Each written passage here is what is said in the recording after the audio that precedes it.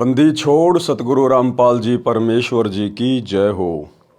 परम पिता परमात्मा सारी सृष्टि के रचनहार कुल मालिक असंख्य ब्रह्मांडों के स्वामी जगत गुरु तीनों लोकों में प्रवेश करके सबका भरण पोषण करने वाले राजाधिराज आत्माधार नाथों के नाथ देवों के देव महादेव सर्वेश्वर महेश्वर मृत्युंजय अजरो अमर आदि अनादि सनातनी प्रभु जगत पिता जगदीश्वर श्री श्री 1008 की उपाधि के वास्तविक अधिकारी अकाल मूरत शब्द स्वरूपी राम वासुदेव सर्वगतम ब्रह्म परम पूज्य प्रथम पूज्य परम संत परम पुरुष परम धनी परम दयालु सत्य कबीर हक्का कबीर अल्लाहु अकबर बाखबर अल्लाह ताला जगत के तारणहार जगत के मुक्तिदाता जगत के जगन्नाथ हारे के सहारे हिंदुओं के राम मुसलमानों के अल्लाह सिखों के वाहिगुरु ईसाइयों के मसीह दया के सागर दयानिधि करुणा के सागर करुणानिधि स्वयंभू परिभू संकट मोचन कष्ट हरण मंगल करण दुख भंजन अविगत कबीर निर्विकार निर्विषम परमात्मा अलय अलेख सतगुरु आदि अनादि सतगुरु असली मर्यादा पुरुषोत्तम असली राम असली कृष्ण असली घनश्याम असली मुरारी राजाओं के राजा महाराजाओं के महाराजा शहनशाहों के शहनशाह सम्राटों के सम्राट भगवानों के भगवान अल्लाहों के अल्लाह प्रभुओं के प्रभु मसीहाओं के मसीह सच्चे वाहिगुरु बाबाओं के बाबा पीरों के पीर सेठों के सेठ जगत सेठ सावड़सा सेठ सर्वगुण संपन्न अनंत कोटि कलाओं के स्वामी अनंत कोटि ब्रह्मांडों के नायक योगियों में महायोगी ध्यानियों में महाध्यानी सिद्धों में परम सिद्ध ज्ञानियों में तत्व ज्ञानी ब्रह्म ज्ञानी महाज्ञानी परम ज्ञानी सर्वश्रेष्ठ ज्ञानी विज्ञानी युवा कबीर समृद्ध कबीर असमवात अमित ओजा सच्चे रहनुमा करीम अल्लाह शुभान अल्लाह दुनिया के अंतिम पैगंबर 8 सितंबर 1951 से गांव धनाना जिला सोनीपत हरियाणा भारतवर्ष की पावन भूमि पे प्रकट रियल कल की भगवान श्री नारायण साकार हरि श्री बाबा साहिब नूर अनंत परमात्मा संत श्रोमणी सतगुरु रामपाल जी परमेश्वर जी के चरण कमल में साध संगति से जुड़े हुए आप और हम सभी सत्सेवक भाई बहनों का अनंत कोटि दंडवत प्रणाम। सत्साई भाई और बहनों, दया पूज्य गुरुदेव भगवान की सतगुरु रामपाल जी परमेश्वर जी की सारी सृष्टि के रचनहार की जिनके विशेष आशीर्वाद से शुभ आशीर्वाद से आप और हम सभी सत्सेवक भाई बहन साध संगति से जुड़कर अपनी आत्मा के कल्याण हेतु गुरुदेव के तत्व ज्ञान को आधार बनाकर मोक्ष प्राप्ति के लिए दृढ़ता के साथ निरंतर आगे की ओर बढ़ रहे हैं। भाई और बहनों, पूज्य गुरुदेव जी के कर कमल से लिखित पवित्र पुस्तक मुक्ति बोध के ऊपर वीडियो बनाने की श्रृंखला जारी है। इसी श्रृंखला में आज हमारा ये 30वें नंबर का वीडियो है। प्रत्येक वीडियो में गुरुदेव भगवान के आशीर्वाद से हमें भक्ति मार्ग के विषय में बहुत कुछ नया जानने समझने और सीखने को मिल रहा है, जिसके चलते हमारा आत्मविश्वास हमारी दृढ़ता इस भक्ति मार्ग पर गुरुदेव के चरणों में निरंतर बढ़ती ही जा रही है। तो आज पवित्र ग्रंथ मुक्ति बोध में परमेश्वर ने बहन द्रौपदी की कथा को शामिल किया है। तो सभी भाई बहन पढ़ते हैं पूज्य गुरुदेव जी के कर कमल से लिखित पवित्र पुस्तक मुक्ति बोध से पेज नंबर 500। ग्रीब पीताम्बर को पार कर द्रौपदी दिनी लीर अंधे को पीन कसी धनी कबीर बधाए चीर। यानी द्रौपदी ने, जब द्रौपदी राजा द्रुपद के यहाँ अनमैरिड थी, कंवारी थी, और द्रौपदी किसी जन्म में परमात्मा की भगत थी और परमेश्वर को यानी गुरुदेव भगवान को सतगुरु रामपाल जी परमेश्वर जी को इस बात का पता था, अंतर्यामी जानते थे कि जब द्रौपदी की शादी हो जाएगी उसके बाद इसका चीर हरण करने का प्रयास किया जाएगा, भरी सभा में इसको नंगा किया जाएगा, निर्वस्त्र किया जाएगा। लेकिन परमात्मा कहते हैं, पहुँचूंगा क्षण एक में जन अपने के काज हिरणाकुश उदर उदारिया नरसिंह जू धर लूं साज।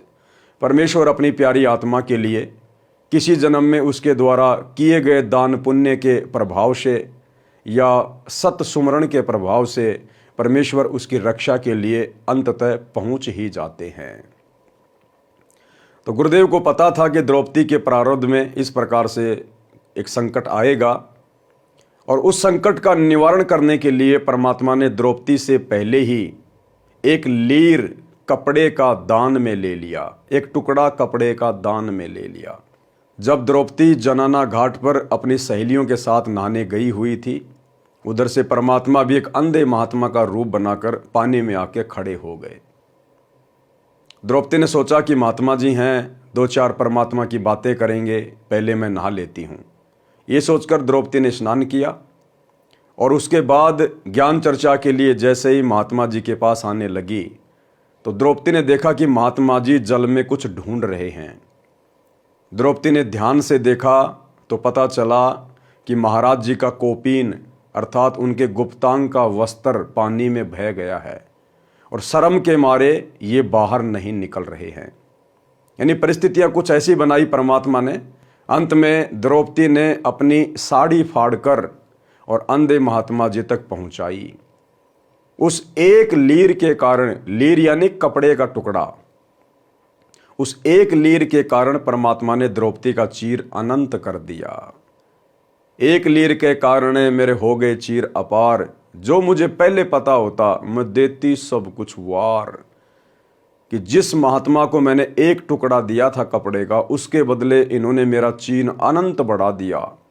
दुशासन जिसमें 10,000 हाथियों जितना बल था, पावर था, उसको भी पसीने आ गए, लेकिन द्रौपदी का चीर हरण नहीं कर पाया। तो भाई और बहनों, वही समर्थ परमात्मा, वही धनी आज आप और हमें बड़े सौभाग्य से पूज्य गुरुदेव जी के रूप में प्राप्त हुए हैं। तो आप और हमने भी अपने गुरुदेव पर तन मन धन से कुर्बान होना है। गरीब पीतांबर को पाड़ कर द्रौपदी दीनी लीर, अंधे को कोपीन कसी धनी कबीर बधाए चीर। आदि पुराण के अंक की वाणी नंबर 503 से 508। द्रौपदी नान चली है गंगा, सैंस सुहेली के सत्संगा। द्रौपदी गंगा में स्नान करने के लिए चली अपनी सैकड़ों सहेलियों के साथ में। द्रौपदी गंग किया स्नाना, धूप दीप दे की न्या ध्याना। अंदरे की कोपीन बहाई, ढूंढत बेर लगी रे भाई। उधर से परमात्मा ने अंधे महात्मा का रूप बनाया और ऐसी लीला कर रहे हैं जैसे वो जल में कोई कपड़ा ढूंढ रहे हैं। ओगट घाट द्रौपदी मेला, देखा अंधरे का सब खेला। चीर फाड़ कोपीन बहाई, द्रौपदी अंधरे आगे लाई। अब द्रौपदी ने अपनी खुद की साड़ी को फाड़कर अंधे महात्मा की तरफ वो कपड़ा पहुंचाने का प्रयास किया। एक तो बही गंग की धारा, दूजे और करी जहां त्यारा। जो पहला टुकड़ा था वो पानी में बह गया, परमात्मा के हाथ नहीं आया। द्रौपदी ने फिर से दूसरा टुकड़ा तैयार किया, अपनी साड़ी को फिर से फाड़ा। 5-7 कोपीन बहाई, द्रौपदी मुख से बोलत नाही। इस प्रकार द्रौपदी ने 5-7 टुकड़े अपनी साड़ी के फाड़ फाड़ के परमात्मा तक पहुंचाने का प्रयास किया, लेकिन वो परमात्मा के हाथ नहीं लगे। भाई और बहनों, वो साड़ी के टुकड़े परमात्मा के हाथ क्यों नहीं लगे, ये भी परमात्मा की एक लीला है। आज वर्तमान में कलयुग की बिचली पीढ़ी में परमात्मा हमें उस घटना के माध्यम से भी एक संदेशा देना चाहते हैं। तो द्रौपदी ने 5-7 टुकड़े कपड़े के परमात्मा की तरफ बहाए पानी में, लेकिन परमात्मा के हाथ नहीं लगे। और द्रौपदी मुख से बोलत नहीं, और द्रौपदी जानबूझकर आवाज नहीं निकाल रही थी, बोलना नहीं चाहती थी कि कहीं मेरी शर्म के मारे ये महात्मा जी गहरे पानी में ना चले जाएं और पानी का बहाव ज्यादा है, कहीं ये बह ना जाए। 5-7 कोपीन बहाई, द्रौपदी मुख से बोलत नाही। लकड़ी के जब दिया लपेटा, अंधरे से ती हो गई बेटा। अंत में द्रौपदी ने परमात्मा की प्रेरणा से एक युक्ति काम में ली। एक लंबी सी लकड़ी लेके आई और अपनी साड़ी का फिर से एक टुकड़ा फाड़ के कोपीन की साइज का और लकड़ी के लपेट के फिर परमात्मा की तरफ कर दिया और तुरंत परमात्मा ने उस कपड़े को पकड़ लिया। अंधरे से ती हो गई भेंटा, यानी उस कपड़े की भेंट अंधे महात्मा के रूप में परमात्मा से हो गई, यानी वो कपड़ा परमात्मा के हाथ में आ गया। लकड़ी के जद दिया लपेटा, अंधरे से ती हो गई बेटा। चीर फाड़ पीताम्बर डारा, द्रौपदी चाली नगर मंजारा। अब द्रौपदी तो उसके बाद वापस अपनी नगरी में चली गई, अपने महल में चली गई। दुशासन योद्धा में मनता, 10 सहस्र रापती बलवंता। अब उधर जब द्रौपदी की शादी हो गई और जब वो समय आया द्रौपदी के चीर हरण का, तो दुशासन जब दुर्योधन के कहने पर द्रौपदी को निर्वस्त्र करने लगा, क्योंकि दुशासन में परमात्मा ने 10,000 हाथियों जितना बल बताया, 10,000 हाथियों जितना, तो इतना बलशाली वो द्रौपदी का वस्त्र हरण करने लगा। ग्रीब नगन अधरे को दिए, द्रौपदी चीर उतार, कोटि सहस हो गए दुशासन की बार। पारक के अंक की वाणी नंबर 1206 तथा आदि पुराण की वाणी नंबर 503, 508 का सरलार्थ। राजा द्रौपद की बेटी कृष्णा उर्फ द्रौपदी अपने पिता के घर पर कंवारी थी, यानी द्रौपदी का दूसरा नाम क्या था? कृष्णा। राजा द्रौपद की बेटी कृष्णा उर्फ द्रौपदी अपने पिता के घर पर कंवारी थी। उस नगर के साथ एक नदी बहती थी। राजा द्रौपद ने उस नहर के ऊपर अपनी रानियों तथा बेटी के स्नान के लिए एक पक्का घाट बनवा रखा था। उस घाट के आसपास कोई भी नर नहीं जा सकता था, यानी उस घाट के आसपास नर का जाना वर्जित था। द्रौपदी प्रतिदिन नगर की सैकड़ों सहेलियों को साथ लेकर स्नान करने जाती थी। एक सुबह एक अंधा साधु गलती से उस ओर स्नान करने चला गया। अंधा साधु कौन था? परमात्मा बंदी छोड़ सतगुरु रामपाल जी भगवान। एक सुबह एक अंधा साधु गलती से उस ओर स्नान करने चला गया। उसे पता नहीं था कि यहाँ आसपास कोई जनाना घाट भी है। मालिक तो अंतर्यामी हैं, उन्हें सब कुछ पता था, लेकिन लीला परमात्मा एक अंधे महात्मा की कर रहे थे। उस आधार से गुरुदेव भगवान यहाँ लिख रहे हैं। उस घाट के नीचे की ओर जिस ओर जल बहकर जा रहा था, घाट से लगभग 200 फुट की दूरी पर स्नान करने लगा। उसके पास केवल एक कोपीन थी। कोपीन एक कटी वस्त्र होता है जो 6 इंच चौड़ा तथा 2-3 फुट लंबा कपड़े का टुकड़ा है, जिसे लंगोट भी कहते हैं। अभी कुंभ के अंदर आपने देखे होंगे ऐसे लंगोट बांधे हुए हजारों की संख्या में नागा साधु। दरिया में स्नान करते समय कोपीन पानी में बह गई। उस समय द्रौपदी अपनी हजारों सहेलियों के साथ दरिया में स्नान करने के लिए वहां घाट पर पहुंच गई। बालिकाओं की आवाज सुनकर अंधे साधु को समझते देर नहीं लगी कि मैं किसी जनाना घाट के पास पहुंचा हूं। उस समय साधु नग्न हो गया था। शर्म के मारे दरिया के अंदर छाती तक गहरे जल में चला गया तथा पानी पर हाथ मारने लगा कि हो सकता है कोई फटा पुराना कपड़ा जल में बहता हुआ आ जाए।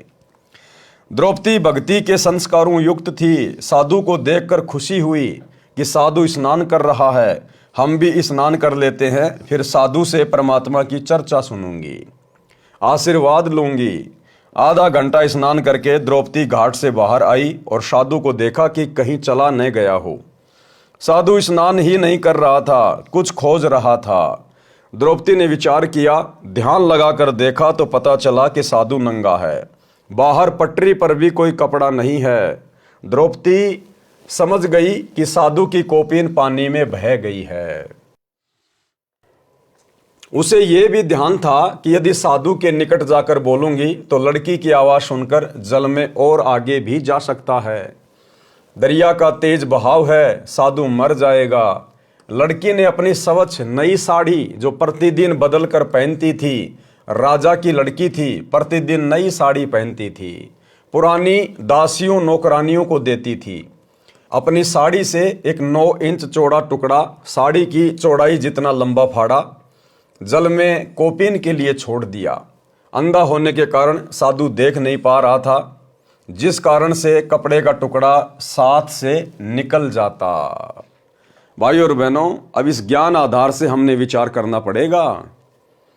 अंधा होने के कारण वो साड़ी के टुकड़े महाराज जी के हाथ नहीं लग रहे थे, ये बात नहीं है। अरे वो काहे के अंधे थे? वो तो परमात्मा थे, स्वयं बंदी छोड़ सतगुरु रामपाल जी भगवान लीला कर रहे थे अंधे की। कारण ये नहीं था कि उन्हें दिखाई नहीं देता था, जिस कारण से वो 5-7 साड़ी के टुकड़े पानी में बह गए। भाई और बहनों, कारण अब आगे समझ में आएगा उसका क्या था। लगभग 7 टुकड़ी द्रौपदी देवी ने निस्वार्थ फाड़कर साधु के लिए बहा दिए, परंतु बात नहीं बनी। फिर लड़की ने एक लंबी लकड़ी खोजी, उसके एक सिरे पर कोपिन के लिए कपड़ा फाड़कर लपेटा, अंधे साधु के हाथों से छू दिया। बाबा कपड़ा बहता आने की आशा में बार बार हाथ पानी पर चला रहा था। साधु के हाथों पर कपड़ा लगा, तुरंत मजबूती से पकड़ लिया। अंधे के हाथ आंखों का कार्य करते हैं। संत को समझते देर नहीं लगी कि ये किसी बेटी की साड़ी का टुकड़ा है।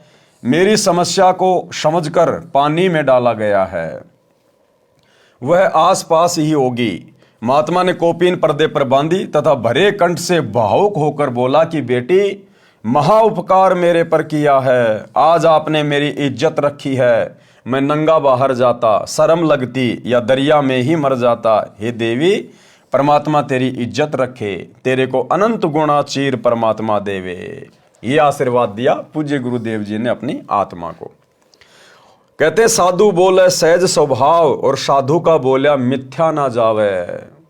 साधु संत महात्मा जो पूर्ण होते हैं, कहते हैं यदि वो स्वाभाविक भी अपने मुख से कोई वचन उच्चारण कर दें, वो भी पूरा होता है। पूरा संत वचन पलटे नहीं, चाहे पलट जाएं ब्रह्मांड। देते को हरि देत है जहां तहां से आण, और भाई अण देवा मांगत फिर साहिब सुने ना कान। पारक के अंक की वाणी नंबर 1206। गरीब पीतांबर को पाड़ कर द्रौपदी दीनी लीर, अंधे को कोपीन कसी धनी कबीर बंधाए चीर।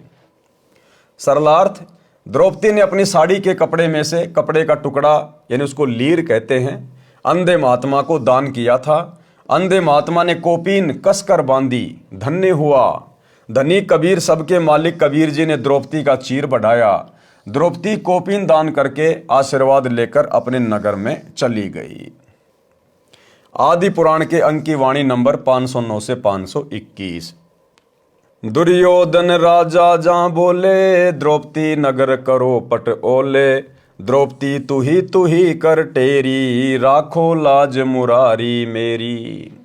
जब दुर्योधन ने आदेश दिया दुशासन को कि हम तो अंधे की औलाद हैं, हमें दिखाई थोड़ी देता है, इसको नंगा करो और मेरी जांग पे बैठाओ।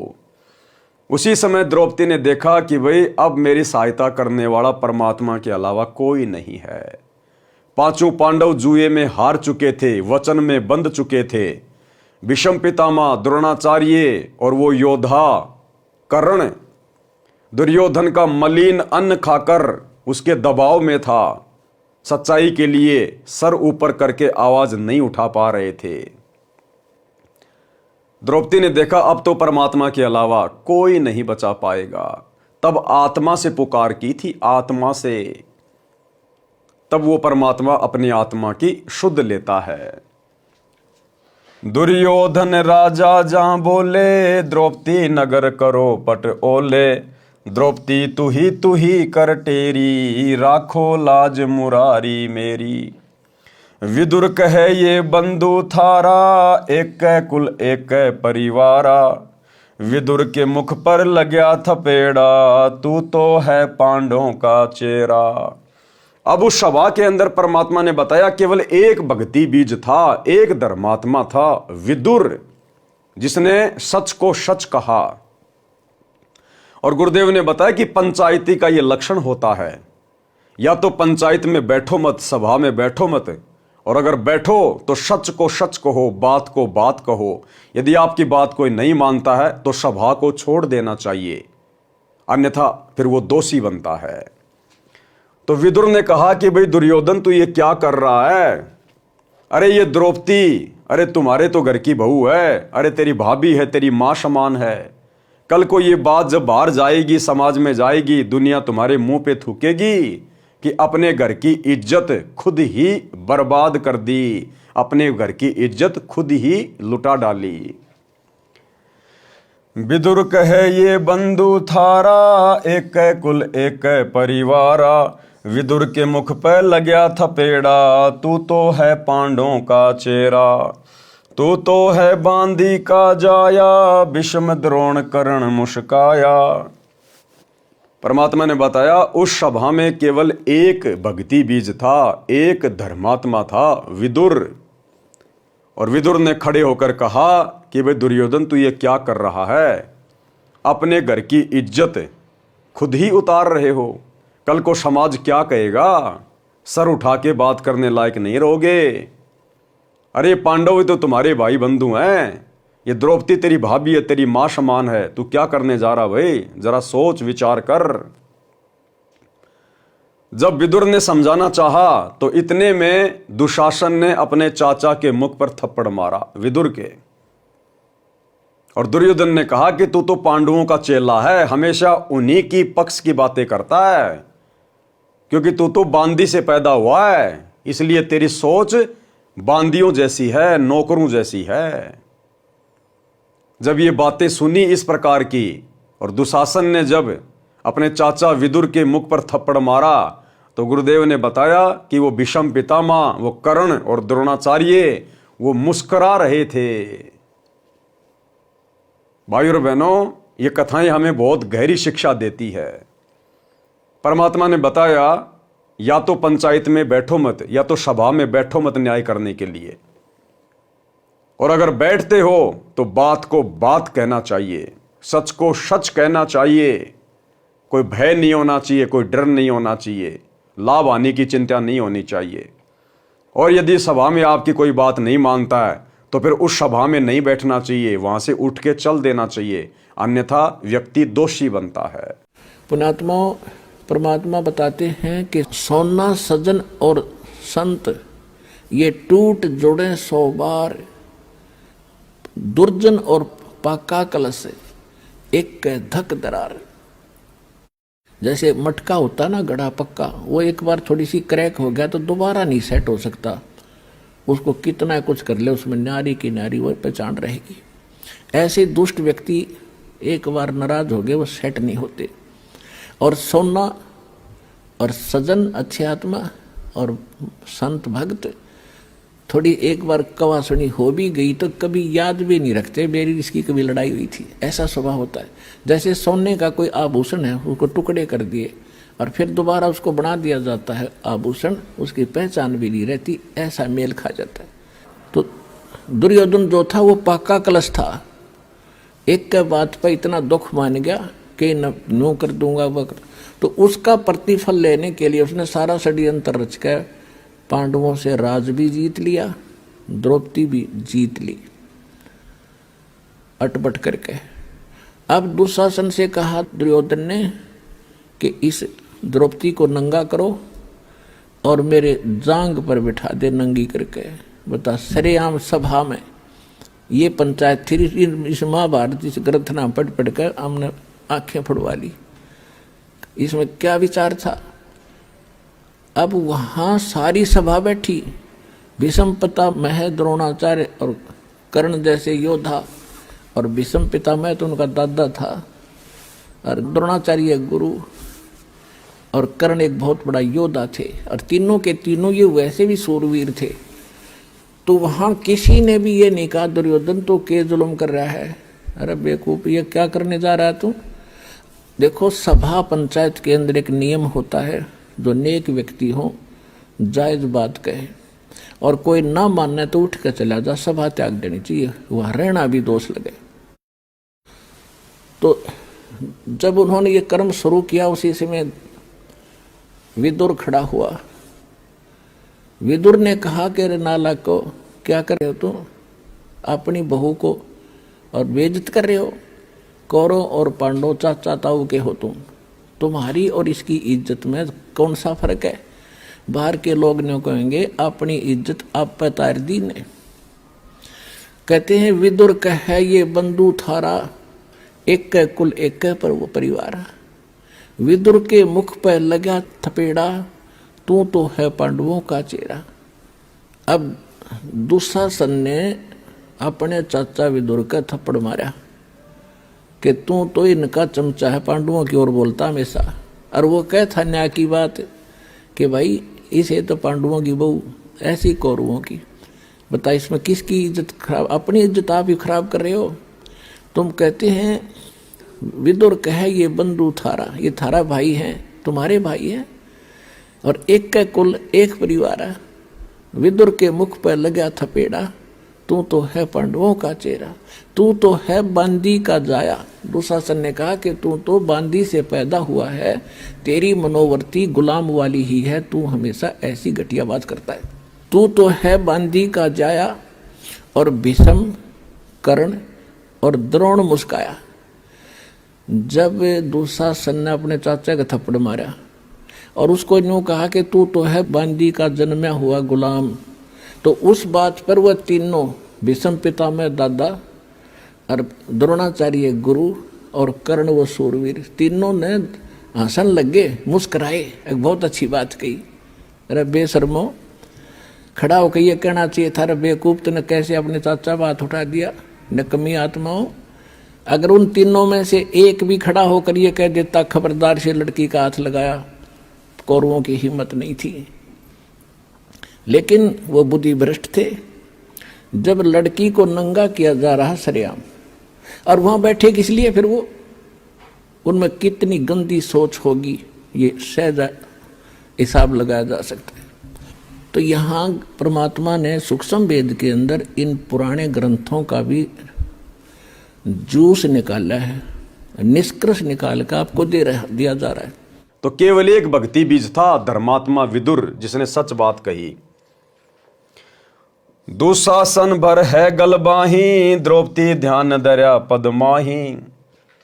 अब दुशासन ने अपनी भाभी को अपनी बाहों में भर लिया, उसको निर्वस्त्र करने के लिए।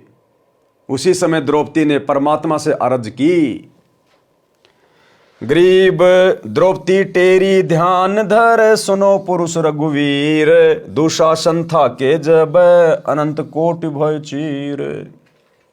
अब परमात्मा क्या करता है भाई और बहनों, जब तक हम पूर्ण संत की शरण में नहीं आते हैं, परमात्मा की शरण में नहीं आते हैं, क्योंकि पूर्ण संत, तत्वदर्शी संत, सतगुरु परमात्मा कबीर जी स्वयं ही बनकर आते हैं। तो जब तक हम उस पूर्ण शक्ति की शरण में नहीं आते हैं, और यदि हम अन्य किसी को गुरु बनाकर, अन्य किसी देवी देवता को अपना इष्ट मानकर पूजते रहते हैं, और जिस समय हमारे ऊपर कोई विशेष आपत्ति आती है, कोई संकट आता है, आत्मा से जब हम पुकार करते हैं, तो यदि हमारे पास में थोड़ा बहुत कोई भक्ति धन या कोई संस्कार शेष होता है, तो यही कबीर परमात्मा सतगुरु रामपाल जी भगवान, वो जिसको अपना इष्ट मानता है उस इष्ट रूप में, या जिसको अपना गुरु मानता है उस गुरु रूप में, ये कबीर परमात्मा ही उस भगत की, उस आत्मा की मदद करता है। तो श्री कृष्ण जी का ध्यान लगाया द्रौपदी ने, लेकिन श्री कृष्ण जी कहाँ आने थे, वो अंतर्यामी थोड़े थे, उन्हें थोड़ी पता था कि द्रौपदी के साथ में क्या घटना घट रही है। वो तो महल में रुक्मणी के साथ में शतरंज खेल रहे थे, चौपड़ पासा खेल रहे थे। उधर से कबीर परमेश्वर सतगुरु रामपाल जी भगवान आए और द्रौपदी का चीर बढ़ाया। परमात्मा उसके शीश के ऊपर बैठ गए, यानी अपना आशीर्वाद दे दिया परमात्मा ने। वो चीर अनंत होता चला गया, वो कपड़ा खत्म ही नहीं हुआ, दुशासन के पसीने आ गए।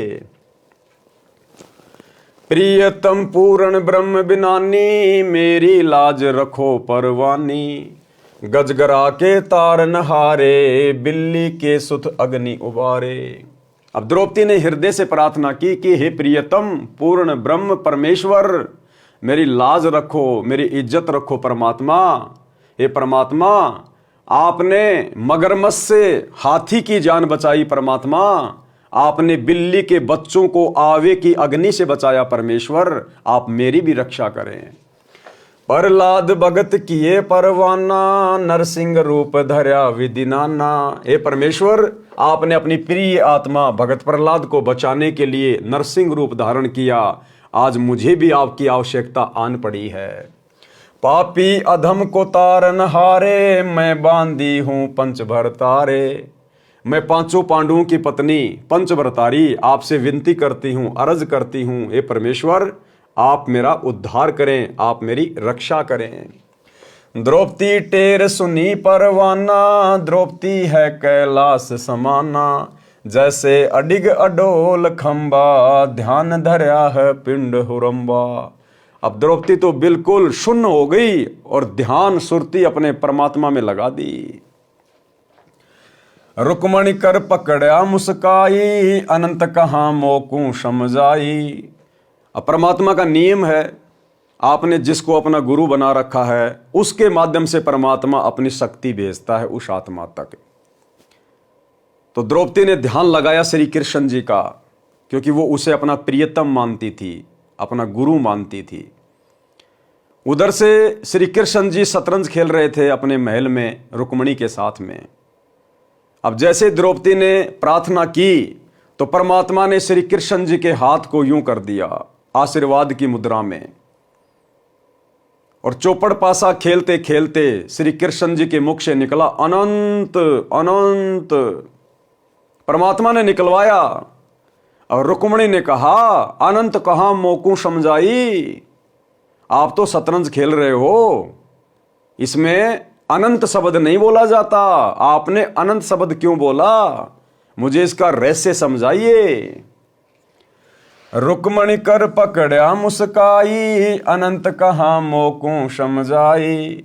अब क्या कहा फिर श्री कृष्ण जी ने, परमात्मा ने बुलवाया, दुशासन को द्रौपदी पकड़ी, मेरी भक्ति सखल में सिखरी। जो मेरी भगत पछोड़ी होई, हमरा नाम न लेवे कोई। परमात्मा कहते हैं मेरी प्यारी आत्मा द्रौपदी को दुशासन ने पकड़ रखा है, उसकी बेइज्जती करना चाहता है, निर्वस्त्र करना चाहता है। और संसार में यदि मेरा भगत बेइज्जत हो गया, अगर मेरे भक्तों पे आपत्ति आ गई तो फिर मेरा नाम कौन लेगा संसार में। परमात्मा ने श्री कृष्ण जी के मुख से बुलवाया, श्री कृष्ण जी के मुख से, कि दुशासन को द्रौपदी पकड़ी और मेरी भक्ति सखल में सिखरी। और जो मेरा भगत पछोड़ी होई, तो हमरा नाम ना लेवे कोई। दुशासन को द्रौपदी पकड़ी, मेरी भक्ति सखल में सिखरी। जो मेरी भक्ति पछोड़ी होई, हमरा नाम न लेवे कोई। गुरुदेव कहते हैं अगर मेरे भगत पे आपत्ति आ गई, मर्यादा में रहकर भक्ति करने वाले भगत पर, तो मेरा नाम कौन लेगा। तनदेही से पासा डारी, पहुंचे सूक्ष्म रूप मुरारी। अब उधर तो श्री कृष्ण जी अपने शरीर से चौपड़ पासा खेल रहे थे, और उधर से तुरंत परमात्मा सूक्ष्म रूप में पहुंच गए अपनी प्यारी आत्मा के पास में। द्रौपद सुता के चीर बढ़ाए, शंख असंखों पार न पाए। खेचत खेचत खेच कसीसा, सिर पर बैठे हैं जगदीशा। अब वो खींच रहा है दुशासन, पसीने आ गए, थक गया, लेकिन उस चीर का अंत नहीं आया। क्यों?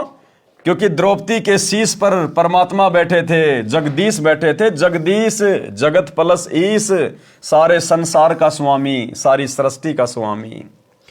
शंखों चीर पिताम्बर जीने, द्रौपदी कारण सायब कीने। शंखों चीर पिताम्बर डारे, दुशासन से योद्धा हारे।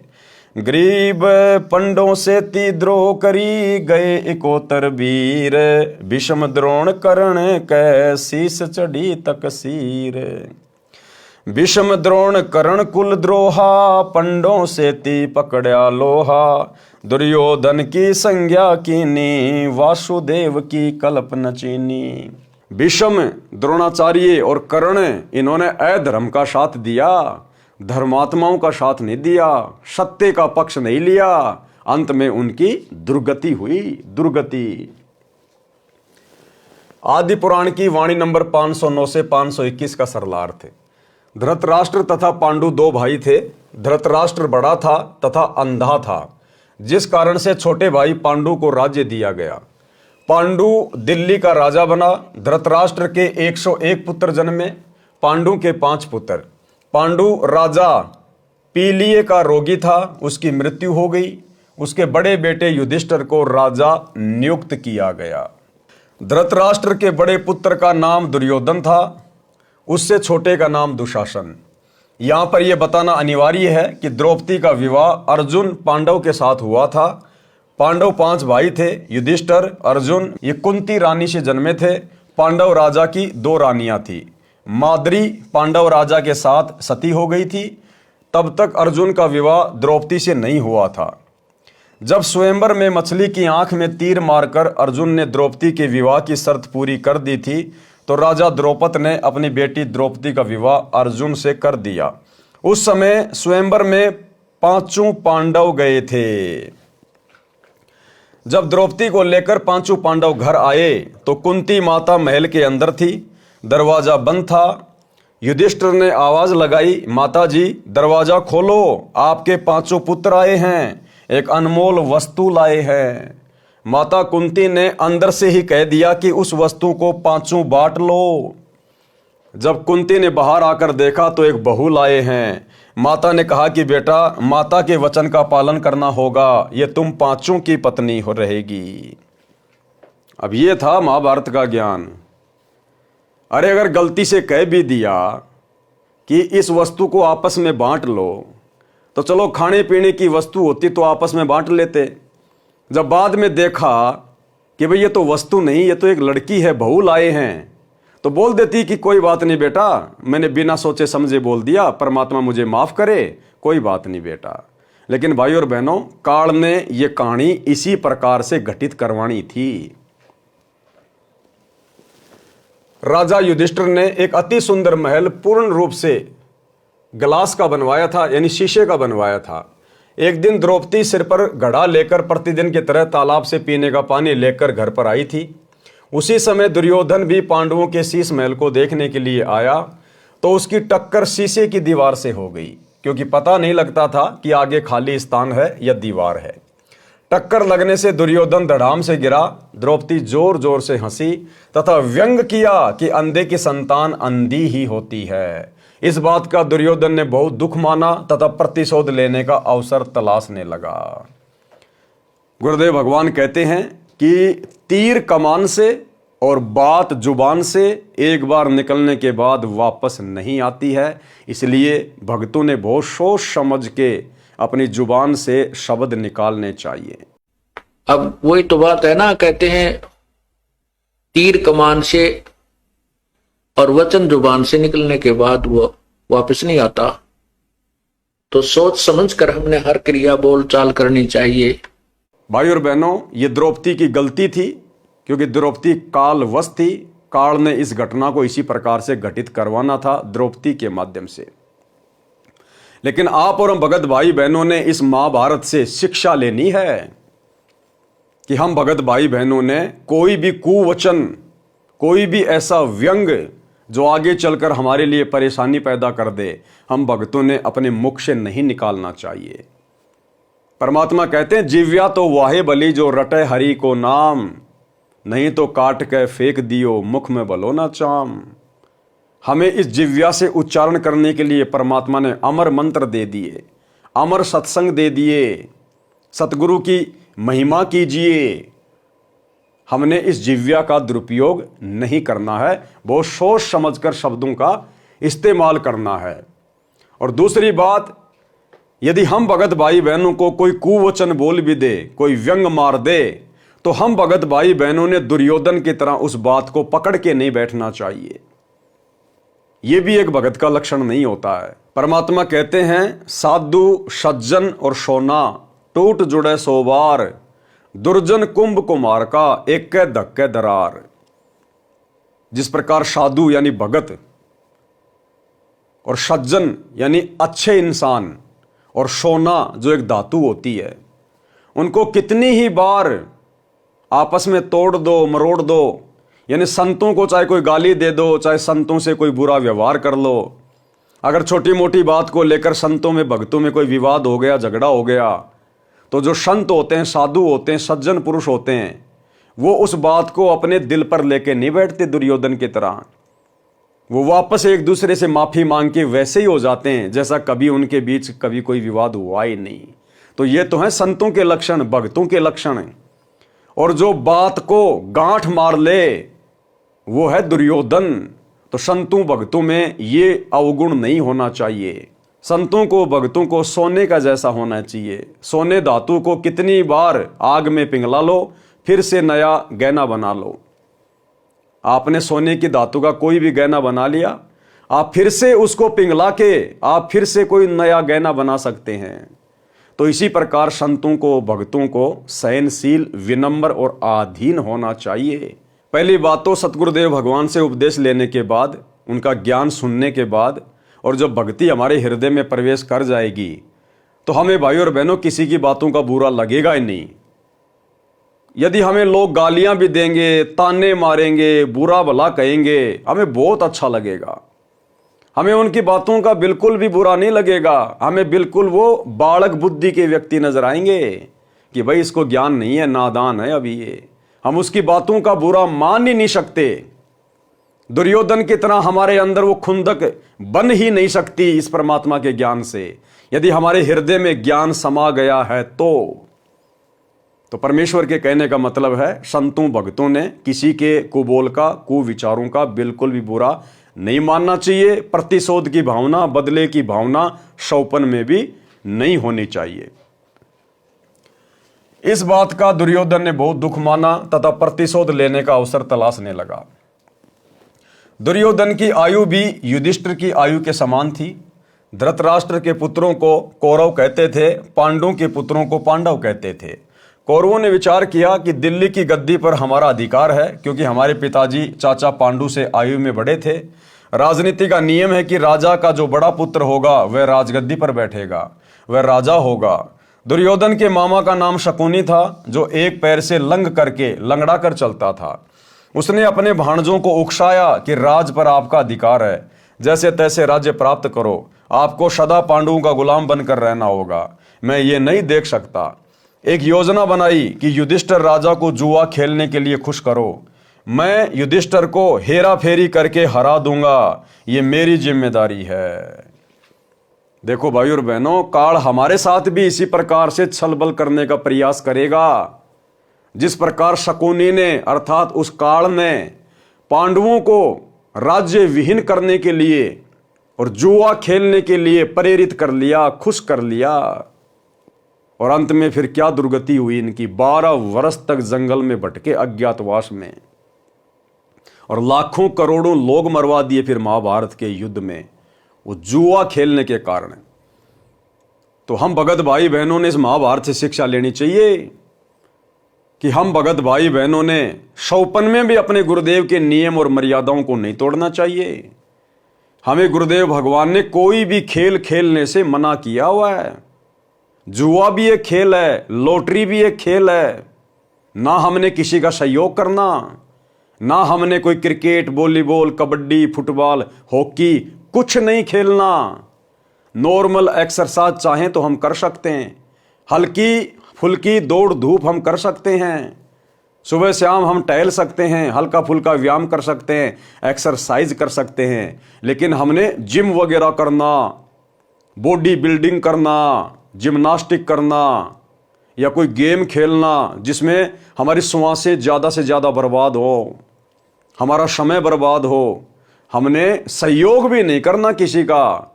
खेलना तो बहुत दूर की बात है। ये गुरुदेव भगवान का नियम है, उनकी मर्यादा है। सतलोक आश्रम मैनेजमेंट हरियाणा, गुरुदेव का परिवार जो मर्जी करे, वो चाहे लोगों के लिए बैडमिंटन का स्टेडियम बनवाए, चाहे खुद बैडमिंटन खेले, उनकी मौज, उनकी मर्जी। हमने अपने गुरुदेव को देख के चलना है, हमने गुरुदेव के ज्ञान को आधार बना के चलना है, हमने इसी जन्म में अपनी आत्मा का कल्याण करवाना है। तो चाहे हमें कोई कितना ही क्यों ना उकसाए, हमने गुरुदेव की मर्यादाओं का बिल्कुल भी हनन नहीं करना है। एक योजना बनाई कि युधिष्ठिर राजा को जुआ खेलने के लिए खुश करो। मैं युधिष्ठिर को हेरा फेरी करके हरा दूंगा, ये मेरी जिम्मेदारी है। ये युधिष्ठिर जुआ खेलने को राजी हो गया। अब ये युधिष्ठिर ने गलती कर दी, और एक छोटी सी गलती की कितनी बड़ी सजा भुगतनी पड़ी पूरे खानदान को। बार बार हारता चला गया, राज्य भी हार गया। अंत में शकुनी ने कहा कि द्रौपदी को दांव पर लगा। अंत में शकुनी ने क्या कहा कि द्रौपदी को दांव पर लगा। ऐसे निकम्मे रिश्तेदार परमात्मा किसी को ना दे। शकुनी ने दुर्योधन से कहा कि हो सकता है अब की बार तू जीत जाएगा, और जितनी भी चीजें तू हार चुका है हो सकता तू सारी वापस प्राप्त कर ले। उसको बांस पे चढ़ा दिया। और अंत में युधिष्ठिर ने, जिसको धर्मपुत्र कहा जाता है, उसने अपनी औरत को भी दांव पे लगा दिया, औरत को भी। यह है महाभारत के उन पात्रों का चरित्र, घटिया चरित्र, गिरा हुआ चरित्र। आम समाज में आम व्यक्ति भी ऐसी गिरी से गिरी हरकत नहीं कर सकता। अपनी औरत को, अपने घर की इज्जत को जुए में नहीं लगा सकता, दांव में नहीं लगा सकता। और बिना इस तत्व ज्ञान के, बिना सतगुरु के ज्ञान के हम जिस महाभारत को बड़े शौक से देखा करते थे, बड़े सम्मान के साथ हम भीष्म पितामह, कर्ण, द्रोणाचार्य का नाम लिया करते थे, आज गुरुदेव के ज्ञान से समझ में आया इन लोगों से गिरा हुआ घटिया चरित्र तो संसार में किसी का था ही नहीं। तो भाई और बहनों, हमने इन कथाओं से शिक्षा लेनी है, शिक्षा। हमने स्वयं भी नेक नीति से चलना है और दूसरों को भी नेक नीति से, बिना किसी व्यवधान के अपना जीवन जीने देना है। हो सकता है सब लौट आए। शकुन ने कहा कि हो सकता है द्रौपदी को दांव पर लगाने के बाद तू जीत जाए और सारी हारी हुई चीजें तू वापस प्राप्त कर ले। युधिष्ठिर ने द्रौपदी यानी अपनी पत्नी को भी दांव पर लगा दिया, उसमें भी युधिष्ठिर हार गया। शर्त थी कि जो सब हार जाएगा वह पूरा परिवार 12 वर्ष वन में निवास करेगा, किसी बस्ती में नहीं रहेगा, 1 वर्ष अज्ञातवास में रहना होगा। यानी 12 साल तक तो उनको जंगल में रहना पड़ेगा और 1 साल अज्ञातवास। अज्ञातवास का मतलब अगर उस वर्ष अगर दुर्योधन ने यानी कौरवों ने आप पांडवों को ढूंढ निकाला तो फिर से आप लोगों को 12 साल के लिए जंगल में रहना पड़ेगा। तो 1 साल तक वो अज्ञातवास में रहे, छुप के। 12 वर्ष वन में निवास करेगा, किसी बस्ती में नहीं रहेगा, 1 वर्ष अज्ञातवास में रहना होगा। यदि 13वें वर्ष अज्ञातवास में पता लग गया तो फिर से 12 वर्ष वनवास तथा 1 वर्ष अज्ञातवास की सजा होगी।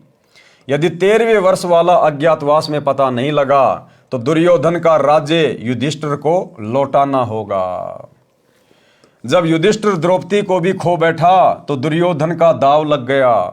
अब द्रौपदी दुर्योधन के कब्जे में थी। उसने अपने से छोटे भाई दुशासन से कहा कि उस अर्जुन की रांडी द्रौपदी को सिर के बाल पकड़कर घसीटकर सभा में ला। भाई और बहनों, ये वो शब्द हैं जो शब्द उस समय दुर्योधन ने अपने मुख से निकाले थे, क्योंकि लिखने वाले कौन हैं? स्वयं कबीर भगवान सतगुरु रामपाल जी परमात्मा। नंगी करके मेरी जांग पर बैठा दे, हम तो अंधे की संतान हैं, हम अंधे हैं, हमें कुछ दिखाई नहीं देता। द्रौपदी को यह बात दौड़कर जाकर नौकरानी ने बताई कि दुर्योधन ने राजा युधिष्ठिर को जुआ खिलाकर सब राज्य तथा आपको भी जीत लिया है, आपको भरी सभा में नंगा किया जाएगा। दुर्योधन ने अपने भाई दुशासन से कहा कि द्रौपदी को सिर के बालों से पकड़कर घसीट कर लाओ। द्रौपदी ने पूछा कि सभा में कौरवों के अतिरिक्त और कौन कौन है? नौकरानी ने बताया कि दादा भीष्म, गुरु द्रोणाचार्य, काका कर्ण, काका विदुर, 5 भाई पांडव तथा अन्य गणमान्य व्यक्ति सभा में हैं। द्रौपदी ने कहा कि सभा में दादा भीष्म, काका कर्ण, काका चाचा विदुर, गुरु द्रोणाचार्य वे मेरे पति विद्यमान हैं। तो दुर्योधन की क्या मजाल कि मुझे छू ले, मुझे हाथ लगा दे। इतने में दुशासन आया और बोला कि चल तुझे दिखाएंगे हम अंधे हैं या आंखों वाले, तू हमारी नौकरानी है। द्रौपदी ने बहुत विरोध किया, परंतु दुशासन बलवान था, उसमें 10,000 हाथियों के समान शक्ति थी। द्रौपदी के केस पकड़े और घसीटकर सभा में ले गया। दुर्योधन ने कहा कि दुशासन, नंगी कर द्रौपदी को, मेरी जांग पर बैठा दे। द्रौपदी ने अपने 5 पतियों की ओर देखा, उन्होंने नीची गर्दन कर ली। फिर भीष्म पितामह द्रोणाचार्य की ओर देखा, उस समय दुशासन ने द्रौपदी का हाथ पकड़ लिया था, क्योंकि द्रौपदी साड़ी को मजबूती के साथ दोनों हाथों से पकड़े हुए थी। किसी ने भी दुशासन व दुर्योधन से नहीं कहा कि आप गलत कर रहे हो। पंचायत में अबला के साथ अभद्र व्यवहार ना करो। यदि भीष्म पितामह, द्रोणाचार्य और कर्ण में से एक भी खड़ा होकर यह कह देता कि बस बहुत हो चुकी है, छोड़ दो अबला को वरना ठीक नहीं रहेगा। किसी की हिम्मत नहीं थी कि द्रौपदी को हाथ लगा देता, परंतु इनमें से किसी ने कुछ भी नहीं कहा। नंगी होने का इंतजार करने लगे, कल मुंहों ने नजर भी नीची नहीं की। परमात्मा वो बता रहे हैं जो घटना वहां पर एज इट इज घटित हुई थी। भीष्म पितामह, गंगा पुत्र भीष्म पितामह, द्रोणाचार्य उनका गुरु और वो योद्धा कर्ण उस द्रौपदी को नंगा देखने के लिए बैठे हुए थे। और जब दुशासन उसको नंगा करने लगा तो उन नालायकों ने गर्दन भी नीचे नहीं करी, एक टक नजर लगा के देख रहे थे। ये हैं अस्तियां, ये हैं वो महापुरुष जिनकी नाम की गाथाएं टीवी चैनलों पर दिखाई जाती हैं, महाभारत जैसे सीरियल बनाए जाते हैं, दुनिया तालियां पीटती है, इनकी वाह वाही करती है।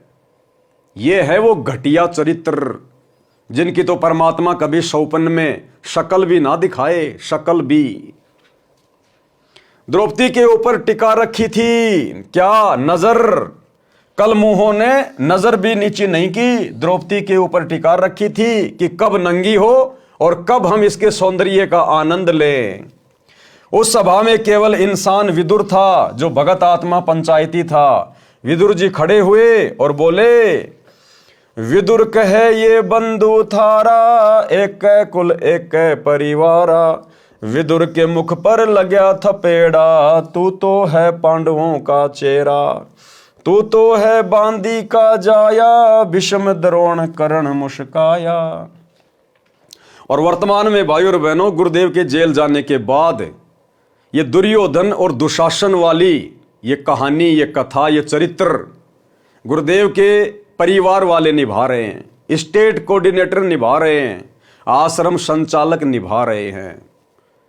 हम सभी सत्सेवक भाई बहन अपने गुरुदेव भगवान की महिमा करने के लिए साध संगतियां करते हैं। हमने साध संगतियां शुरू की, अपने भगत भाई बहनों के साथ मिलकर साध संगतियों के माध्यम से गुरुदेव भगवान को भोग लगाना शुरू किया, शंका समाधान करने शुरू किए ताकि हम ज्ञान आधार से दृढ़ हों, भक्ति और भगवान पर हमारा विश्वास दृढ़ हो।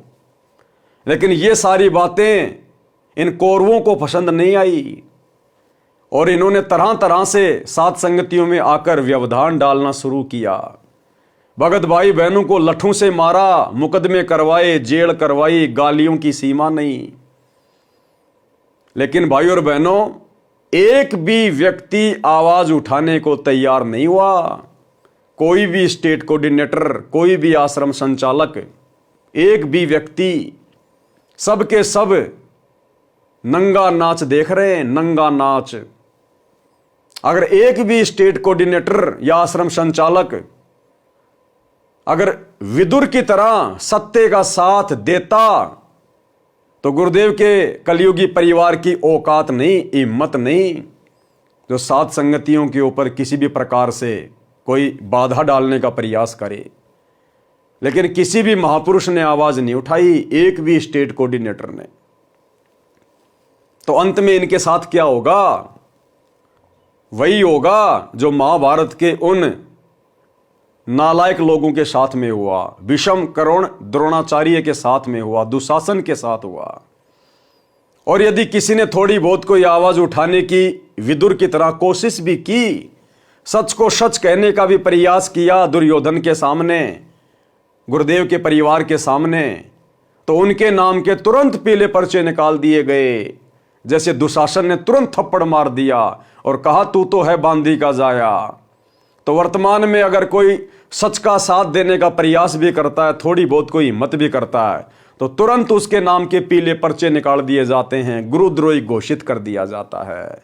तो सेम टू सेम महाभारत वाली स्टोरी वर्तमान में सतसेवक और शतलोक आश्रम मैनेजमेंट हरियाणा के बीच में घटित हो रही है।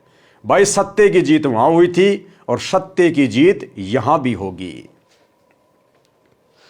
विदुर कहे ये बंधु थारा, एक कुल एक परिवारा। विदुर के मुख पर लग्या थपेड़ा, तू तो है पांडवों का चेहरा। तू तो है बांदी का जाया, भीष्म द्रोण कर्ण मुस्काया। अर्थात विदुर जी ने कहा कि हे दुर्योधन, आप अपनी बेइज्जती आप ही कर रहे हो। पांडव आपके चचेरे भाई हैं, आपकी और इनकी इज्जत एक है, एक कुल है, एक परिवार है। ऐसा गलत कर्म ना करो। दुर्योधन ने कहा कि हे दुशासन, विदुर को थप्पड़ मार, यह सदा से पांडवों का पक्ष लेता है। दुशासन ने अपने चाचा विदुर के मुख पर थप्पड़ मारा और बोला कि तू तो पांडवों का चेला है, उनका गुलाम है, तू तो बांदी यानी नौकरानी से जन्मा है। ठीक इसी प्रकार कोई भी भगत भाई बहन इन आश्रमों में या कोऑर्डिनेटरों से या गुरुदेव के बेटा बेटी भाई बंधु रिश्तेदारों से साथ संगति के वीडियो देखकर या वैसे भी जो कुकर्म ये कर रहे हैं, ज्ञान विरुद्ध कर्म जो कर रहे हैं, अगर कोई भगत भाई बहन इनको सही मार्ग पर चलने की शिक्षा देता है, इनको इनके अवगुणों से परिचित करवाता है, तो ये भी तुरंत आदेश दे देते हैं, तुरंत कह देते हैं, लगता है तू गुरुद्रोही के वीडियो देखता है, लगता है तू पवन दास के संपर्क में है, तू तो पवन दास की भाषा बोल रहा है। और तुरंत जैसे दुर्योधन ने दुशासन को आदेश दिया कि मार थप्पड़, तुरंत ये लोग उसके नाम के पीले पर्चे निकलवा देते हैं कि आश्रम से नो एंट्री। तू तो उनका गुलाम है, तू तो बांदी यानी नौकरानी से जन्मा है, इसलिए तेरे छतरी वाले विचार नहीं है। दुशासन से यह बात सुनकर दादा भीष्म, गुरु द्रोणाचार्य तथा कर्ण मुस्कुराए। विदुर जी सभा छोड़कर चला गया, वह अत्याचार तथा नंगापन नहीं देख पाया और अंत में उसकी जान बची। अंत में परमात्मा ने विदुर को बचाया। परमात्मा ने विदुर में प्रेरणा करके तीर्थों की यात्रा पे भेज दिया। महाभारत के युद्ध के बाद में आया।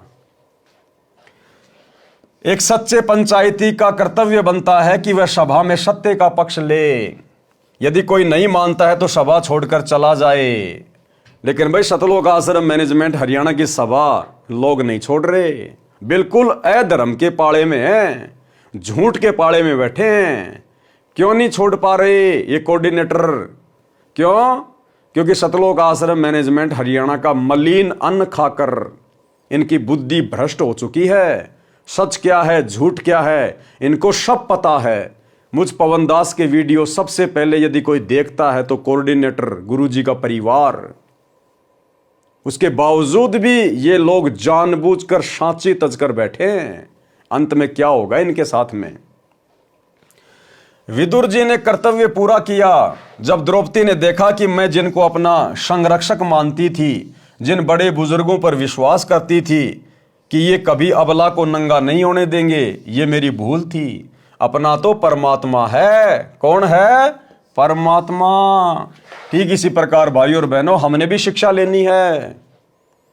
सतगुरुदेव भगवान के अलावा, इस परमात्मा के अलावा हम आत्माओं का कोई भी संरक्षक नहीं है, हमारा कोई भी रक्षक नहीं है। गुरुदेव भगवान हमें बार बार कहते हैं कि बच्चों, इस मार्ग में आने के बाद आपने हर प्रकार से अपने गुरुजी के प्रति समर्पित रहना होगा। आपने किसी से कोई उम्मीद नहीं करनी, कोई आशा नहीं करनी। अगर उंगली के चोट भी लग जाए तो भी अपने गुरुजी पर आश्रित रहना है। भले ही उसका माध्यम कोई डॉक्टर बने, कोई जो है मेडिसिन बने, लेकिन आपने अपने गुरुजी से ही अरदास करनी है कि ठीक करेंगे तो मेरे गुरुजी करेंगे। हमने इस कदर समर्पित होना अपने गुरुजी पर। हमारे ऊपर चाहे कैसी भी आपत्ति आओ, कैसी भी परेशानी आओ, कैसी भी समस्या हो, हमने अपने रिश्तेदारों से, यार दोस्तों से, हमने किसी से मदद की कोई इच्छा करनी नहीं है, कोई उम्मीद लगानी नहीं है। हम पतिव्रता पद की भक्ति कर रहे हैं और एक पतिव्रता औरत हर मुसीबत में केवल अपने पति का सहारा तकती है, किसी अन्य का नहीं।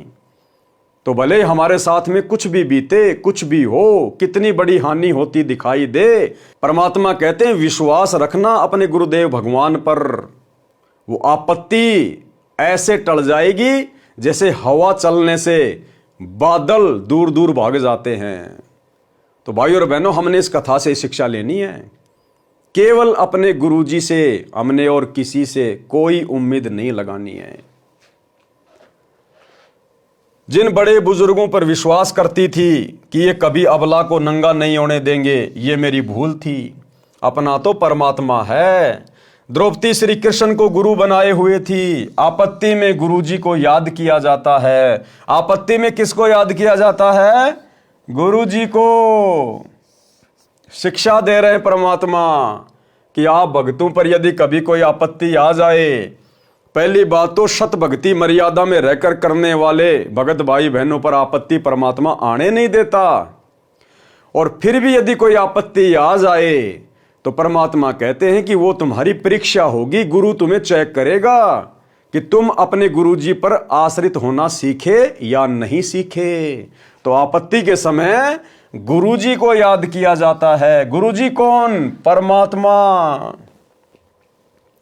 गुरु में आध्यात्मिक इंटरनेट लग जाता है, उसके माध्यम से भगत की पुकार परमात्मा के पास जाती है। हमारे तो गुरु भी यही और हमारे तो परमात्मा भी यही। घर की घर में इंटरनेट लगा हुआ है। परमात्मा उस कॉल को धर्मराज के पास डाइवर्ट कर देता है। धर्मराज उस जीवात्मा का पुण्य देखता है, उस पुण्य को परमात्मा के पास तुरंत ईमेल कर देता है। परमात्मा देखता है कि इसके कौन से धर्म कर्म या भक्ति के कारण साधक का संकट निवारण किया जा सकता है। उस आत्मा द्रौपदी के खाते में अंधे महात्मा को दिए गए लीर यानी छोटा सा कपड़े का टुकड़ा, उसके प्रतिफल में सहायता करनी बनती है। उसी समय कबीर परमेश्वर जी सूक्ष्म रूप में द्रौपदी के सिर पर कमल के फूल पर विराजमान हो गए। कौन? कबीर परमेश्वर सतगुरु रामपाल जी भगवान। उस समय श्री कृष्ण जी तो द्वारिका में अपनी पत्नी रुक्मणी के साथ चौपड़ खेल रहे थे। श्री कृष्ण जी चौपड़ पासे डालकर अचानक बोले अनंत, और ऊपर को हाथ उठा लिया आशीर्वाद की मुद्रा में। यह परमात्मा कबीर जी ने रिमोट से बुलवाया था। गुरु के माध्यम से परमात्मा की शक्ति संकट वाले साधक के पास जाती है। पासे डालकर बोलना तो चाहिए था कच्चे 12 या पक्के 18, परंतु बोलने लगे अनंत अनंत। तब रुक्मणी ने श्री कृष्ण जी का हाथ पकड़ा जो आशीर्वाद के लिए उठा हुआ था। पूछा कि ये अनंत किस लिए कहा, मुझे समझाओ। श्री कृष्ण जी की दिव्य दृष्टि परमात्मा ने खोल दी। कहा कि दुशासन ने द्रौपदी को पकड़ रखा है, उसका चीर उतारना चाहता है। हमारी भक्ति 3 लोक में सबसे ऊंची सखल में शिखरी है। हमारे भगत की हार हो गई तो हमारा नाम कौन लेगा? इसी प्रकार भाई और बहनों, धरती पर आज वही परमात्मा प्रकट है और हमारा सौभाग्य, हम डायरेक्ट उनसे जुड़े हुए हैं, हम उनकी शरण में हैं। अरे यदि कोई आपत्ति आती है तो हम जरा अपने गुरु पे विश्वास तो करके देखें एक बार। परमात्मा यही तो चाहते हैं कि बच्चों आने दो आपत्ति, देखते हैं आपत्ति बड़ी है या तुम्हारा गुरु बड़ा है। तुम एक बार विश्वास तो करके देखो अपने गुरु पर, अपने भगवान पर, तेरी आपत्ति का समाधान करता है या नहीं करता है। गुरुदेव भगवान कहते हैं जय हमरा भक्त पछोड़ी होई तो हमरा नाम ना लेवे कोई। उसका चीर उतारना चाहता है। हमारी भक्ति 3 लोक में सबसे ऊंची यानी सखल में शिखरी है। हमारे भगत की हार हो गई तो हमारा नाम कौन लेवेगा? ये सब कुछ परमात्मा कबीर जी श्री कृष्ण जी से बुलवा रहे थे ताकि परमात्मा में आस्था मानव की बनी रहे। काल चाहता है कि मानव गलत साधना करे, उससे उसको कोई लाभ ना हो, नास्तिक हो जाए। अंधा बाबा की भूमिका भी स्वयं परमात्मा कबीर जी ने ही की थी। शुरू में तो गुरु जी ने क्या लिखा कि एक अंधा महात्मा था, उसको पता नहीं था, दिखाई नहीं दे रहा था। और अब लास्ट में क्या कह रहे हैं? उस अंधे महात्मा की भूमिका भी परमात्मा कबीर जी ने निभाई थी। तो ठीक इसी प्रकार भगत भाई बहनों, परमात्मा अपने आप को छुपाए हुए हैं। सन 1994 से सतगुरु रामपाल जी यानी स्वयं कबीर परमात्मा ने ही अपना यथार्थ 13वां कबीर पंथ चलाया है। 8 सितंबर 1951 को सतगुरु रामपाल जी अर्थात ये कबीर परमात्मा प्रकट हुए हैं। अगर ज्ञान को आधार बनाकर वर्तमान में इस सत्य को स्वीकार कर लेंगे तो हमारा भला, अन्यथा अंत में तो पूरी दुनिया ऊपर को हाथ करके रोएगी। जिस प्रकार मगर से जब परमात्मा सह शरीर गए तो सब लोग आपस में एक दूसरे से गले लग लग के रो रहे थे कि हम तो परमात्मा को पहचान नहीं पाए, हम जान नहीं पाए, हमने तो घर आए भगवान को हाथों से गवा दिया। तो भाई और बहनों, अंत में ऐसा ना हो फिर कि आप और हम भगत भाई बहन भी इसी प्रकार से आंखों से आंसू निकाल निकाल कर रोए। अंधा बाबा की भूमिका भी स्वयं परमात्मा कबीर जी ने ही की थी, जिस कारण से उस साड़ी के कपड़े के टुकड़े का इतना अधिक फल मिला। यदि कबीर परमात्मा द्रौपदी की सहायता न करता तो द्रौपदी नंगी हो जाती। परमात्मा कबीर जी ने परमात्मा में आस्था बनाए रखने के लिए ये अनहोनी करनी थी। द्रौपदी के चीर को बढ़ाकर विश्व विख्यात चमत्कार कर दिया, जो आज तक परमात्मा का गुणगान हो रहा है। कृष्ण जी के तो अनेकों भगत है, किसी अन्य के लिए ऐसा चमत्कार नहीं हुआ। मेरे संत रामपाल दास की लोहे के तारों की जाली जो खिड़कियों पर मच्छरों के बचाव के लिए लगाई जाती है, वह कबीर परमात्मा ने लगभग 1 फुट बढ़ाई। परमेश्वर ने विश्वास दिलाने के लिए स्वयं ही अपने घर की जाली बढ़ाई कि भाई तुम्हारे 3 लोक के भगवानों ने, अगर तुम मानते हो कि द्रौपदी की साड़ी, द्रौपदी का चीर श्री कृष्ण जी ने बढ़ाया था। अब बढ़ाया किसने था वो तो आज आ गया सबके सामने। श्री कृष्ण जी के तो खाली फोकट की महिमा बनी थी भक्ति पर जीवों को लगाए रखने के लिए, बाकी करने धरने वाले तो स्वयं गुरुदेव भगवान ही थे। लेकिन चलो मान के चलते हैं कि द्रौपदी का चीर यानी उसकी साड़ी श्री कृष्ण जी ने बढ़ा दी। अरे भैया, तुम्हारे 3 लोक के भगवान ने तो केवल एक कपड़े का टुकड़ा बढ़ाया और परमात्मा ने यह साबित कर दिया कि हमारे बंदी छोड़ने। कबीर परमात्मा ने तो लोहे को बढ़ा दिया, लोहे का, कि कपड़ा छोड़ो, हमारे परमात्मा तो लोहा बढ़ा दे, लोहा। तो ये उदाहरण परमेश्वर ने अपनी मर्जी से जानबूझकर स्वयं के साथ घटित किया। इनके अलावा और कोई कबीर परमात्मा नहीं है जो लोहा बढ़ा दे। यही है वो मालिक सतगुरु रामपाल जी भगवान, जिन्होंने द्रौपदी का कपड़ा भी बढ़ाया और स्वयं की लोहे की जाली भी बढ़ाई। मेरे शिष्यों को कबीर परमात्मा की भक्ति से अनेकों अनहोनी हो रही है। उस समय जब द्रौपदी रानी का चीर हरण हो रहा था, कृष्ण जी तो द्वारिका में रुक्मणी के साथ चौपड़ खेल रहे थे। रुक्मणी ने सबको बताया कि श्री कृष्ण ऐसे ऐसे बोले, वे तो चौपड़ भी खेलते रहे और द्रौपदी का चीर भी बढ़ा दिया। ठीक इसी प्रकार हमारे कबीर भगवान वर्तमान में अपने मिशन को गति देने के लिए वर्तमान में हिसार जेल में भी बैठे हैं और बाहर अपने भक्तों के साथ असंख्य चमत्कार भी करते हैं। रोजाना प्रतिदिन अपने सत्सेवक बच्चों के घरों पर उनको आशीर्वाद देने के लिए, भोजन भंडारा ग्रहण करने के लिए भी आते हैं। और जरा सी आपत्ति आती है तो परमात्मा तुरंत शब्द रूप में सामने खड़े हो जाते हैं। ये वो परमात्मा है। तो द्रौपदी ने गुण गाया श्री कृष्ण जी का कि श्री कृष्ण जी तो चौपड़ पासा खेल रहे थे, फिर भी वो तुरंत आके प्रकट हो गए, उन्होंने मेरा चीर बढ़ाया, जबकि बढ़ाने वाले तो यही थे। लेकिन द्रौपदी ने गुणगान किसका किया? अपने गुरु का। संत गरीबदास जी की दिव्य दृष्टि खुली हुई थी, वे जो देख रहे थे वो बता रहे थे। वास्तव में सब परमात्मा कबीर जी ही कर रहे थे। ये संत गरीबदास जी ने बार बार स्पष्ट किया है कि गरीब भक्ति मुक्ति के दाता, सतगुरु भटकत प्राणी फिरंदा, और साहिब के हुक्म बिना नहीं तरवर पात हिलंदा। राम कृष्ण सतगुरु शहजादे, भक्ति हेत यूं हुए पियादे। अर्थात संत गरीबदास जी ने स्पष्ट किया है कि सतगुरु कबीर जी भक्ति मुक्ति के दाता हैं। यानी पहले तो सतगुरु रूप धारण करके भक्ति करवाते हैं और फिर अंत में मुक्ति प्रदान करते हैं। भक्ति मुक्ति के दाता सतगुरु। कौन है भक्ति मुक्ति के दाता? सतगुरु। भक्ति मुक्ति के दाता सतगुरु। और यहां क्या कह रहे हैं गुरुदेव कि सतगुरु कबीर जी भक्ति मुक्ति के दाता हैं। तो आज हमें भक्ति किसने दी और मुक्ति कौन देंगे? सतगुरु गुरुदेव भगवान ये स्वयं ही कबीर जी हैं। संत गरीबदास जी ने स्पष्ट किया है कि सतगुरु कबीर जी भक्ति मुक्ति के दाता हैं और कोई देव न भक्ति दे सकता है न ही मुक्ति। उस कबीर साहेब परमात्मा के आदेश बिना पत्ता भी नहीं हिल सकता, इस कबीर परमात्मा के आदेश बिना। रामकृष्ण भी परमात्मा की भक्ति करके कुछ शक्ति प्राप्त करके प्रसिद्धि पाए हुए थे। उनके आदेश से पृथ्वी पर भक्ति को कायम रखने के लिए आए थे। वे परमात्मा कबीर जी के शहजादे यानी राजकुमार थे, क्योंकि इस विष्णु वाली आत्मा ने किसी मानव जन्म में परमात्मा कबीर जी की शरण में रहकर अच्छी साधना की थी।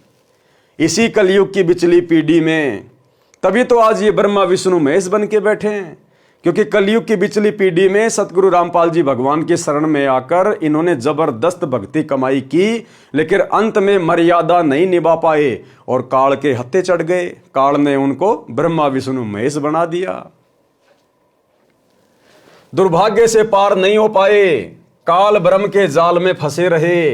इस आत्मा की सत्य भक्ति अधिक थी, इसको अपनी पत्नी दुर्गा देवी द्वारा जन्म देकर विष्णु पद दे रखा है। इसकी पूर्व जन्म की भक्ति की कमाई पूर्ण रूप से नष्ट करवाकर पृथ्वी के ऊपर जन्म देगा। एक मानव जन्म भी हो सकता है, फिर 84 लाख प्रकार के प्राणियों के जन्म भोगेगा। भाई और बहनों, यही दुर्गति होगी जो इस कलयुग की बिचली पीढ़ी में आजीवन मर्यादा ना निभा के या गुरु से किसी भी कारण से दूर होकर, गुरु विमुख होकर जो भक्ति छोड़ देंगे या भक्ति करते करते भी मर्यादा में नहीं रहेंगे, अंत में फिर उन आत्माओं की ये काल इसी प्रकार से दुर्गति करेगा। उनको ब्रह्मा विष्णु महेश बनाएगा, बंदर वाला नाच नचाएगा और फिर 84 लाख योनियों में ठोकेगा। तो आज आप और हमारे ऊपर जो दया हुई है गुरुदेव भगवान की, जो सौभाग्य आज हम आत्माओं को प्राप्त हुआ है, ये ब्रह्मा विष्णु महेश को भी प्राप्त नहीं है। इसलिए गुरुदेव बार बार कहते हैं कि ये ब्रह्मा विष्णु महेश भी तुम्हारे पाशिंग नहीं है। किस्मत के मामले में, भाग्य के मामले में जो अनमोल वस्तु आज तुम प्राप्त कर सकते हो मनुष्य योनि में, इस कलयुग की बिचली पीढ़ी में, इस ब्रह्मा विष्णु महेश को तो असंख्य युगों तक भी ये अनमोल वस्तु प्राप्त नहीं होने वाली। तो भाई और बहनों, हमारा अंतिम दाव है, अंतिम दाव। और यदि अब की बार हमने बाजी मार ली तो भाई और बहनों अखंड सुख देगा परमात्मा सतलोक में, अखंड सुख। प्रसंग द्रौपदी के चीर हरण का चल रहा है। श्री कृष्ण जी तो द्वारिका में चौपड़ खेल रहा था। परमात्मा कबीर यानी मुरारी, पापों के शत्रु, मुरारी यानी पापों के शत्रु, मुरा प्लस अरी, मुरा मानी पाप कर्म, अरी मानी उनका शत्रु, उनका दुश्मन जो पाप कर्मों का नाश कर दे, पापों का शत्रु। तो असल में मुरारी श्री कृष्ण जी नहीं है। श्री कृष्ण जी तो खुद के पाप कर्म नहीं काट पाया, दुनिया के कहां से काट देगा, ये असल में मुरारी नहीं है। त्रेता युग में धोखे से पेड़ की ओट लेकर बाली को मारा था, उस पाप का बदला द्वापर में श्री कृष्ण बनकर भोगा। पैर में जहरीला तीर खाया, तड़प तड़प के मौत हुई, बाली वाली आत्मा ने तीर मारा। वो श्री कृष्ण खुद का पाप कर्म नहीं काट पाया, वो भला कैसे मुरारी हो सकता है। असल में मुरारी है कबीर परमात्मा, सतगुरु रामपाल जी भगवान, बंदी छोड़। परमात्मा कबीर मुरारी, पापों के शत्रु, द्रौपदी के सिर पर सूक्ष्म रूप में विराजमान हुए। दुशासन चीर खींच खींच कर थक गया, चीर का अंत नहीं हुआ। दुशासन 10,000 हाथियों जितनी शक्ति वाला, द्रौपदी उसके सामने कमल के फूल जैसी नाजुक थी। फिर भी परमात्मा की भक्ति की शक्ति यानी साधु रूप कबीर परमात्मा को दिए दान के कारण चीर का अंत नहीं हुआ। द्रौपदी श्री कृष्ण जी की शिष्य थी, जिस कारण से उसने अपने गुरु की महिमा गाई कि मेरे गुरु जी के कारण मेरी इज्जत सुरक्षित रही है। वाणी में भी प्रमाण है कि द्रौपदी श्री कृष्ण जी से अर्ज नहीं कर रही थी, वह तो परमात्मा से प्रार्थना कर रही थी, कह रही थी कि हे प्रिय पूर्ण ब्रह्म जी मेरी लाज रखना। और भाई और बहनों, गुरुदेव ने बताया ये आत्मा चाहे किसी की भी भक्ति करती है, किसी को भी अपना इष्ट मानती है, किसी को भी अपना गुरु बना रखा है, लेकिन जब इसके ऊपर विशेष आपत्ति आती है तो ये आत्मा परमात्मा को याद करती है, हे परमात्मा, हे मालिक, हे परमेश्वर। तो इसी प्रकार द्रौपदी भी उस समय परमात्मा को याद कर रही थी, ना कि श्री कृष्ण जी को, क्योंकि वो तो अपनी शुद्ध बुद्ध खो बैठी थी, बिल्कुल स्तब्ध हो गई थी कि आज तेरी इज्जत यहां पर तार तार की जाएगी। तो वो तो बिल्कुल अपनी सुरती लगा चुकी थी, उसकी तो सुरती लग चुकी थी परमात्मा में। वाणी में भी प्रमाण है कि द्रौपदी श्री कृष्ण से अर्ज नहीं कर रही थी, वह तो परमात्मा से प्रार्थना कर रही थी। कह रही थी कि हे प्रिय पूर्ण ब्रह्म जी, मेरी लाज रखना। आपने सतयुग में गजगरा मगरमच्छ को पार किया, अग्नि से बिल्ली के बच्चों की रक्षा की, नरसिंह रूप धारण करके भगत प्रहलाद की रक्षा की थी। हे पूर्ण परमात्मा, मेरी भी इज्जत रखो। द्रौपदी की लाज परमात्मा कबीर जी ने रखी। किसने? परमात्मा कबीर जी ने। सभा में जिम्मेदार होने के कारण भीष्म, द्रोणाचार्य तथा कर्ण ने अपना कर्तव्य नहीं निभाया, जिस कारण से इन तीनों को महाभारत के युद्ध में दंड मिला, बुरी मौत मरे। भगत मतेरी टटीरी के अंडों की रक्षा की थी, दान का फल द्रौपदी को मिला, परंतु शतनाम सारनाम की दीक्षा बिना पूर्ण मोक्ष नहीं मिलता। पांचों पांडवों के भी पूर्व जन्म के शुभ कर्मों के कारण महाभारत में रक्षा परमात्मा कबीर जी ने ही की, परंतु भक्ति नहीं हुई। पांचों पांडव स्वर्ग गए, फिर नरक में गिरे। युधिष्ठिर ने झूठ बोला था कि अश्वत्थामा मर गया, उसका दंड भी उसे नरक में कुछ समय रहकर भोगना पड़ा।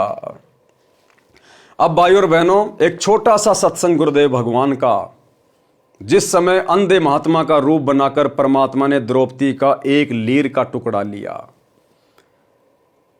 जिस प्रकार पहले परमात्मा ने लिखा वाणी में कि द्रौपदी ने 5-7 टुकड़े फाड़ फाड़ के अपनी साड़ी से अंधे महात्मा जी की तरफ पानी में बहाए, लेकिन उनके एक भी हाथ नहीं लगा। क्या परमात्मा उनको पकड़ नहीं सकते थे?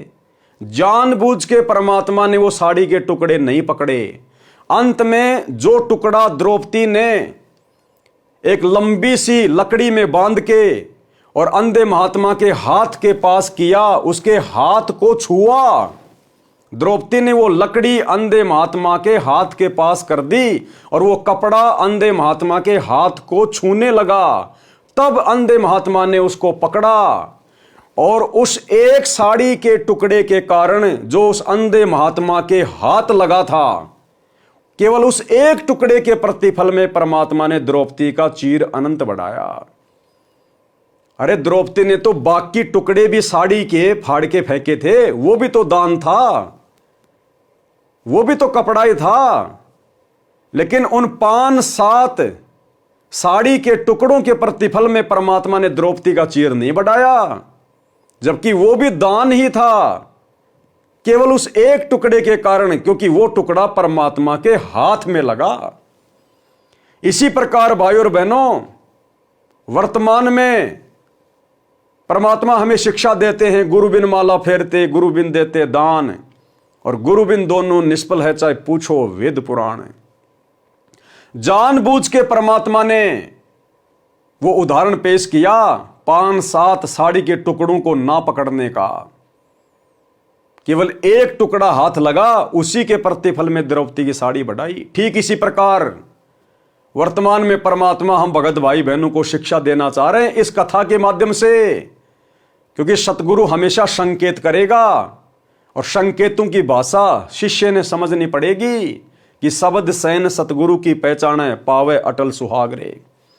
ठीक इसी प्रकार वर्तमान में हमारे भाई बहन ज्ञान को आधार ना बनाकर, गुरु को मानुष मानकर और गुरु की शिक्षाओं से हटकर जिस प्रकार इन सतलोक आश्रमों में कुपात्रों को ज्योति पाठ और दान का पैसा दे रहे हैं।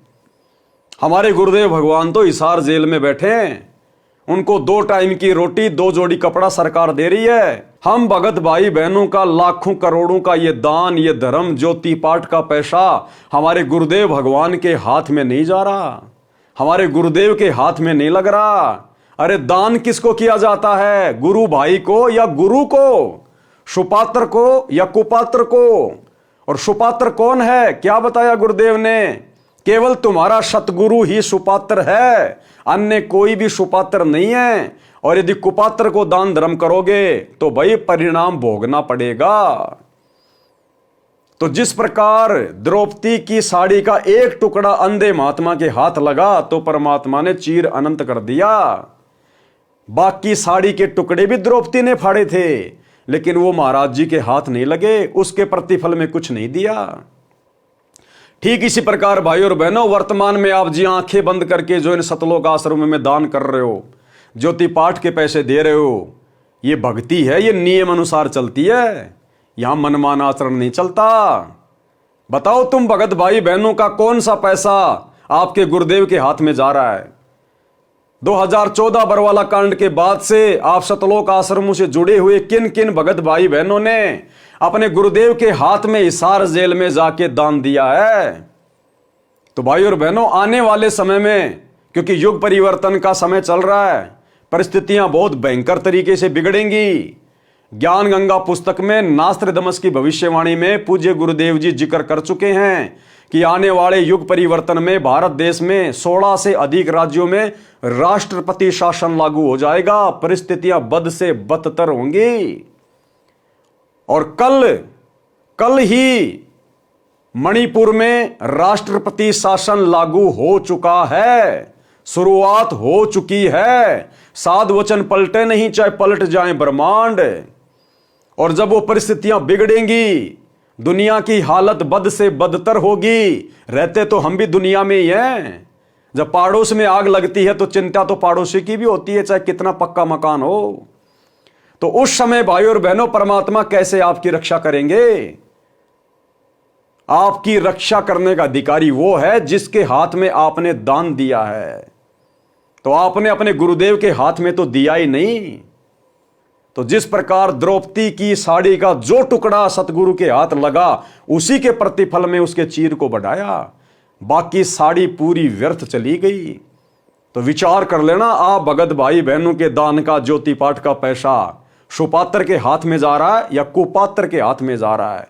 और वो कुपात्र फिर तुम्हारी आंखों के सामने तुम्हारे दान धर्म का, गुरुदेव की मर्यादाओं के विरुद्ध प्रयोग करके तुम्हारी सारी मर्यादा तोड़वा रहे हैं।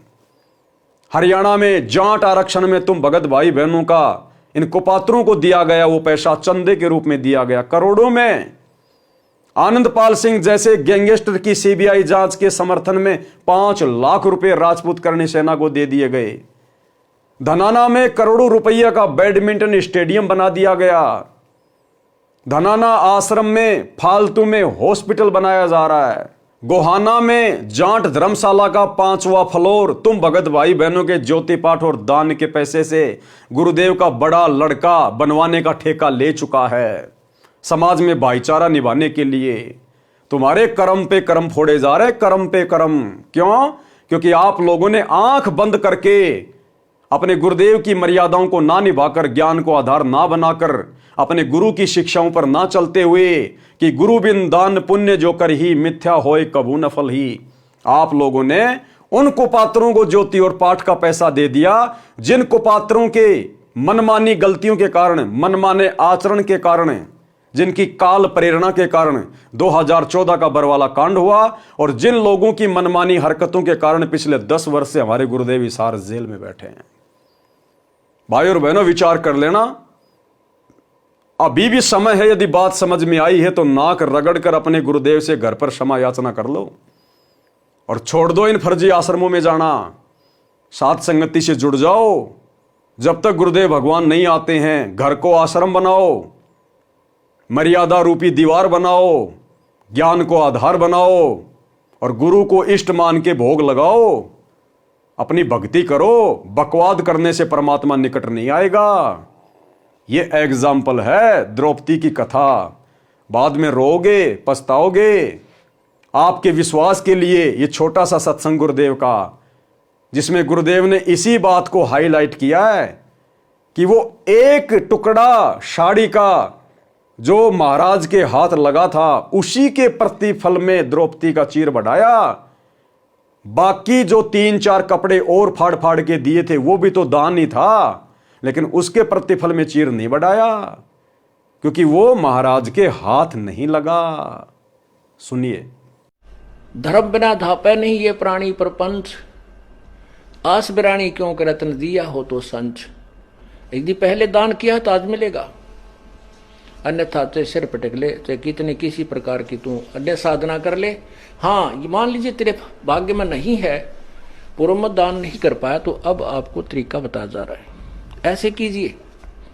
प्रमाण है कि जैसे द्रौपदी ने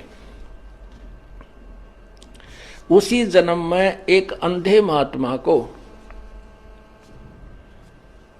एक बिल्हाता अर्थात 8-9 इंच का एक कपड़ा लंगोट टाइप कोपीन टाइप बना के पाड़ के दिया था। यानी वैसे तो उसने लगभग सारी साड़ी पाड़ के डाल दी थी नदी में। अंधा महात्मा था, हाथ नहीं लग गया, वह एक लकड़ी के लपेट के उसके हाथ के लगा दी। अर्थात उस इतने के कपड़े का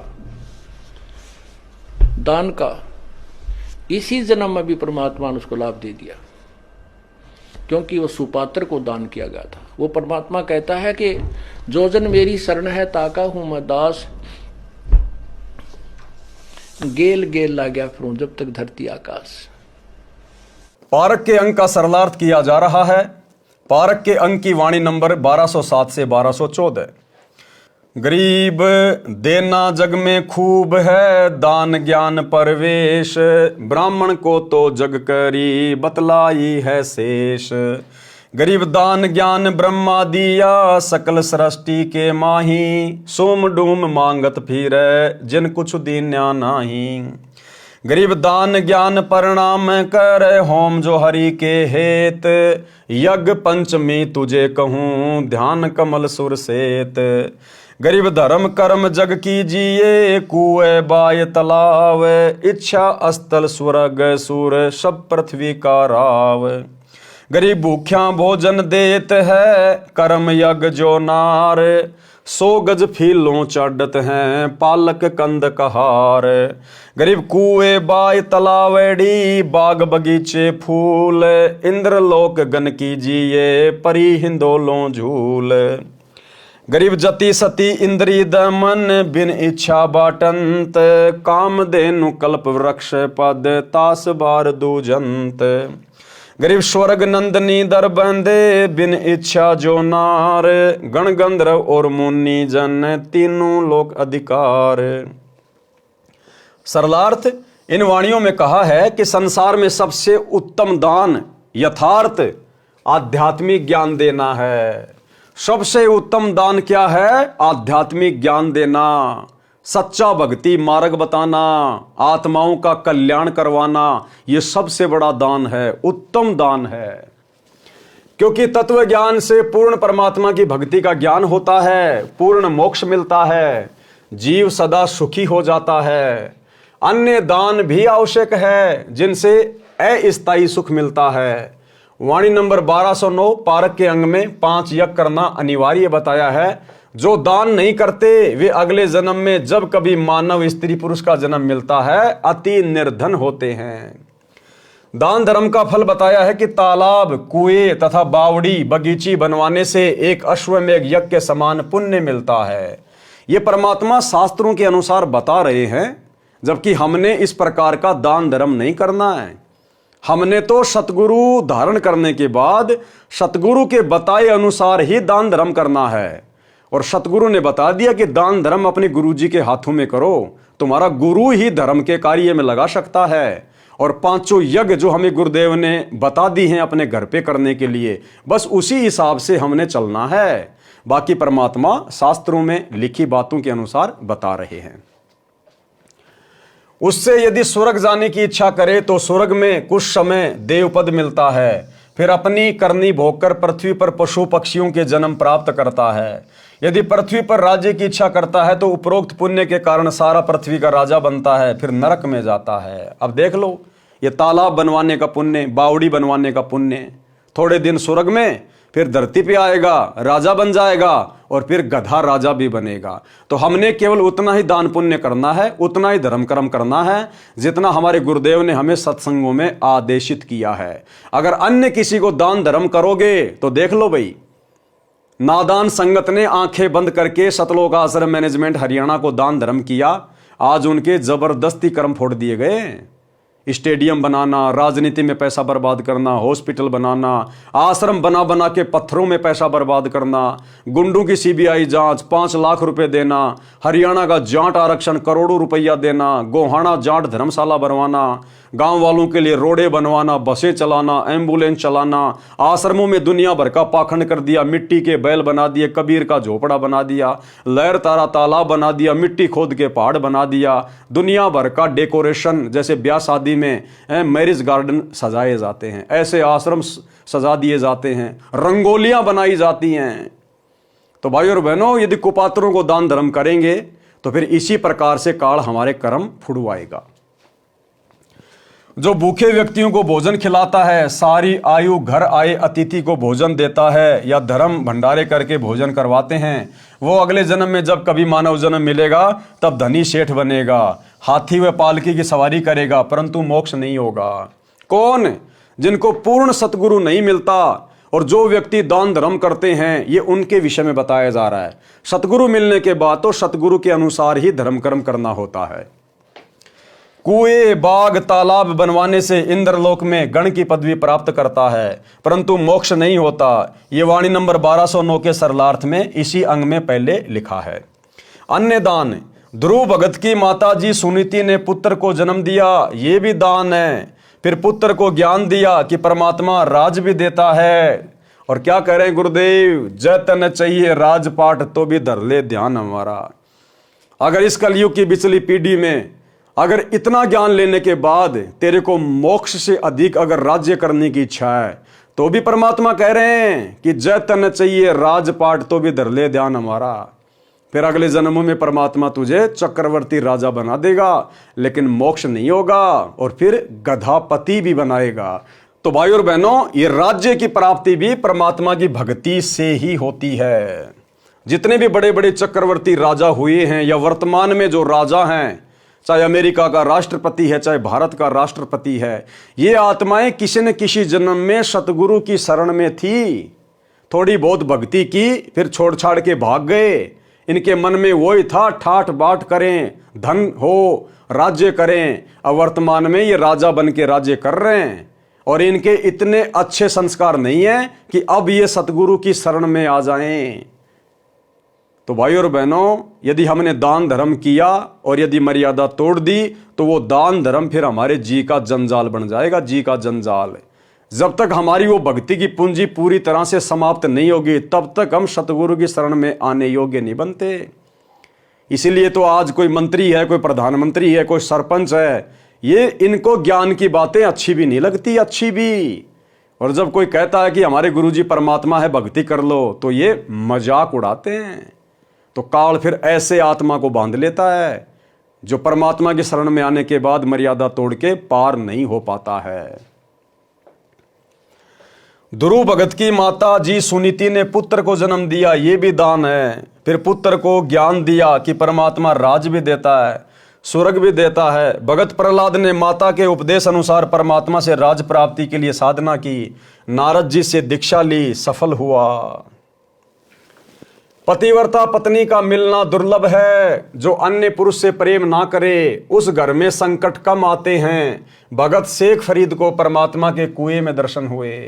क्या कह रहे हैं परमात्मा? पतिव्रता पत्नी का मिलना भी दुर्लभ है, जो अन्य पुरुष से प्रेम ना करे उस घर में संकट थोड़े आते हैं। क्योंकि पतिव्रता औरत कौन होगी? जिसके हृदय में परमात्मा की भक्ति होगी। भले वर्तमान में कोई सतगुरु की शरण में नहीं है, लेकिन फिर भी यदि वो बहन, वो माई, यदि वो पतिव्रता है, इसका मतलब वो कभी न कभी पहले सतगुरु की शरण में थी, जिस कारण से आज उसके अंदर इतने अच्छे सुविचार हैं, उसका हृदय इतना पवित्र है, इतना साफ है। और जहां ऐसी पवित्र माता बहनें निवास करती हैं, वहां परमात्मा आपत्तियां नहीं आने देता। तो पतिव्रता स्त्री का मिलना भी सौभाग्य है। भगत शेख फरीद को परमात्मा के कुएं में दर्शन हुए। तो भाई और बहनों, आज के वीडियो में हम केवल इतना ही लेंगे। कल रात्रि 8 बजे भगत शेख फरीद की जो कथा है, पूज्य गुरुदेव ने अपने कर कमल से लिखी है। इस कथा में आप और हम भगत भाई बहनों के लिए परमात्मा ने क्या शिक्षा छुपाई है, इसके ऊपर हम कल रात्रि 8 बजे जिक्र करेंगे। तब तक गुरुदेव भगवान हम सबको आज्ञा दे, इजाजत दे, आशीर्वाद दे। बंदी छोड़ सतगुरु रामपाल जी भगवान की जय हो। भाई जो वचन पे डट के कट गए फंद 84 के, कट गए फंद 84 के, कट गए फंद 84 के। भाई जो गुरु वचन